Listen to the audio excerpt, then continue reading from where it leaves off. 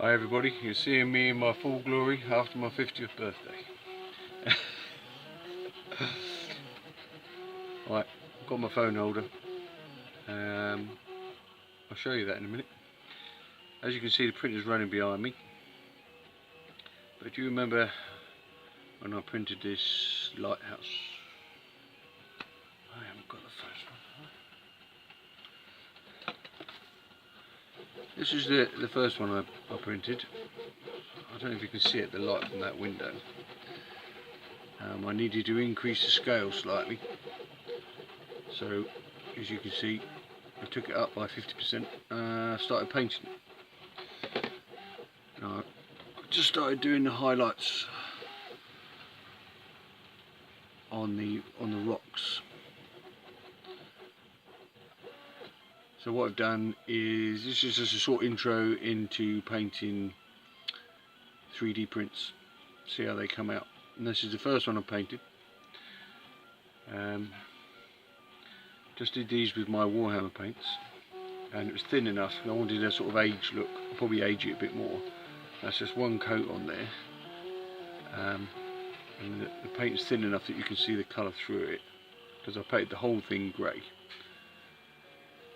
And now I've done a dark grey. The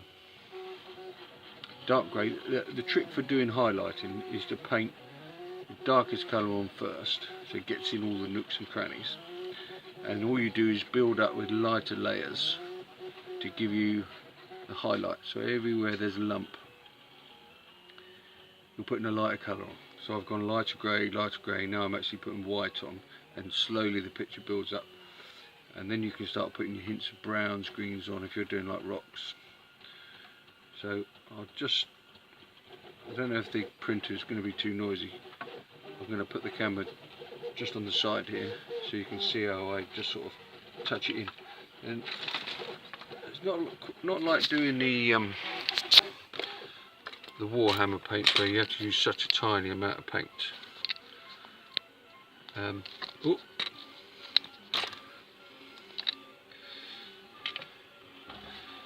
Because you're doing quite a big area, you can put the paint on quite heavy and then just spread it out.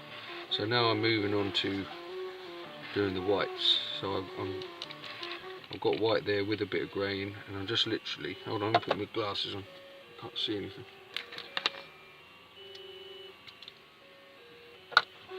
So literally anywhere there's a high spot, you can just put a touch on. And it looks heavy at first, and you just go over. As your brush dries out, you can start feathering it in. I've got quite a lot of paint on there, and then you just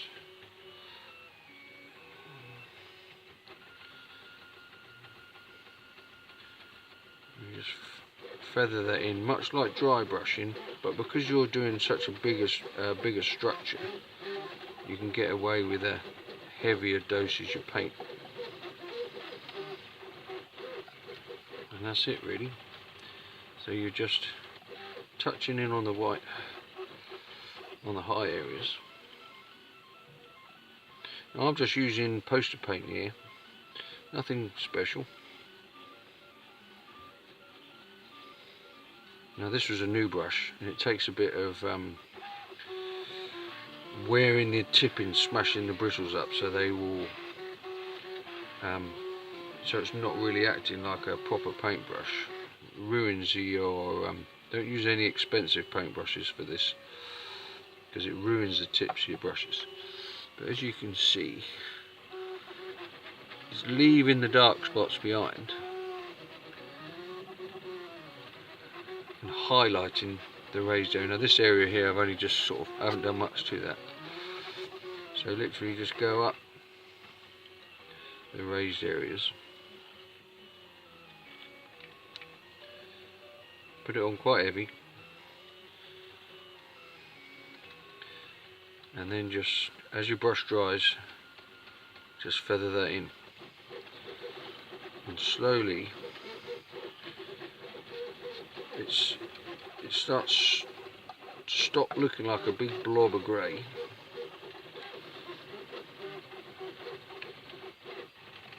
And you can just,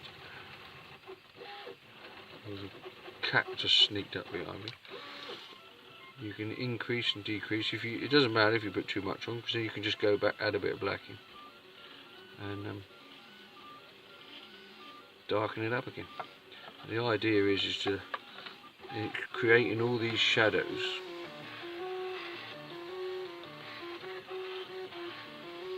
and just changing the texture slightly so it doesn't look like one massive big blob.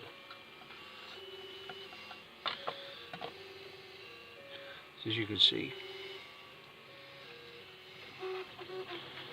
it just takes a little bit of time.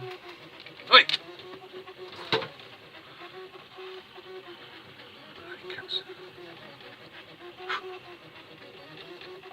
To build up the scene. So that's just a short intro. The camera's not quite into painting 3D prints. So the idea here now is I'm going to put a little bit of lighting effect in the top of the lighthouse, paint around the windows, do some dry brushing of black on the roof, bit of dry brushing of a different colour like the steps, probably a lighter grey, so they look a bit worn in down the centre,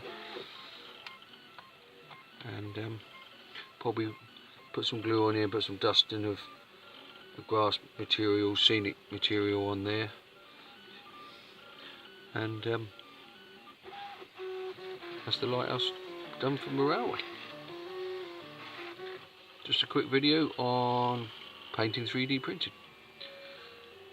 Let me just get my show this cheap phone holder I bought. Doing. Hold on, I've got to turn the camera on. I've turned it off.